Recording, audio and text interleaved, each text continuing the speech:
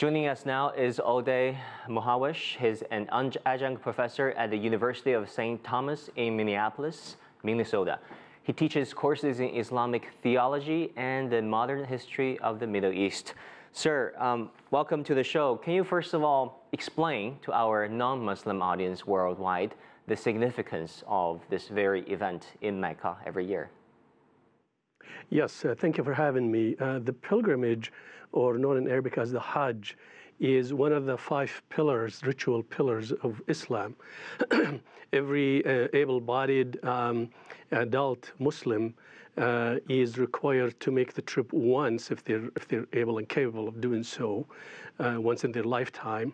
And it is a mimicking of the footsteps of Abraham, who's the father of the divine religions.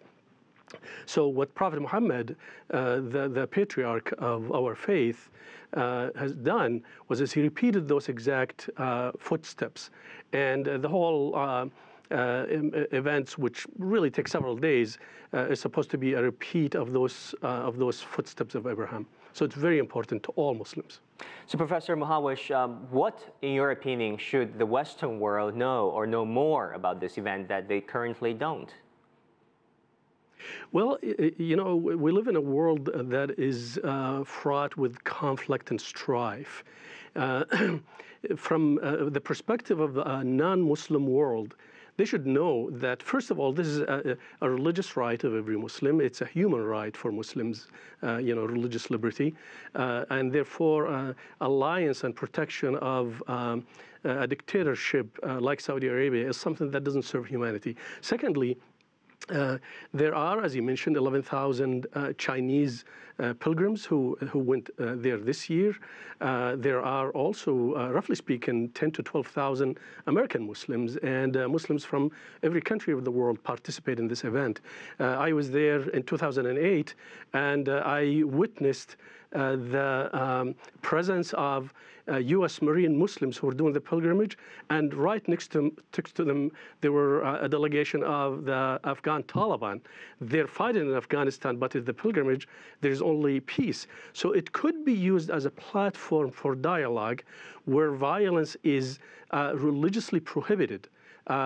Even as little as talking back to somebody violates this ritual. So could we use this as a platform for dialogue?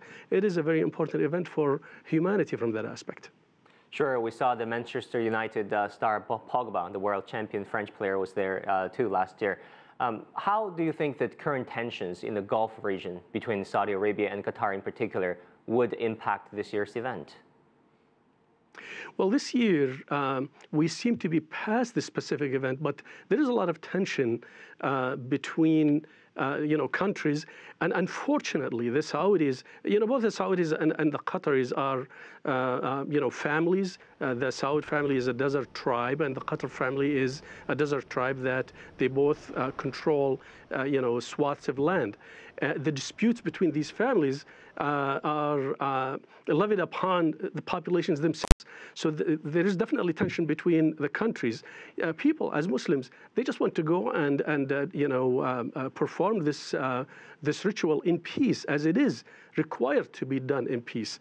However, we've seen for the first time in the history of the pilgrimage, loud voices in the Islamic world who are calling for the boycott of Hajj, because the money goes to the Saudis and goes to a specific family in Saudi Arabia, who's Al Saud, who are using it, according to these voices, to you know, for political purposes, and in some cases actually to buy weapons by which they you know, kill innocent people in Yemen, or to fund terrorists in Syria, for instance. Professor Odeh Muhawesh. So it is starting to affect. Yes. I apologize. I was going to say, it is starting to affect the psyche of Muslims, and for the first time we're seeing these calls to boycott the Hajj, and my prediction is that this will escalate over the next several years.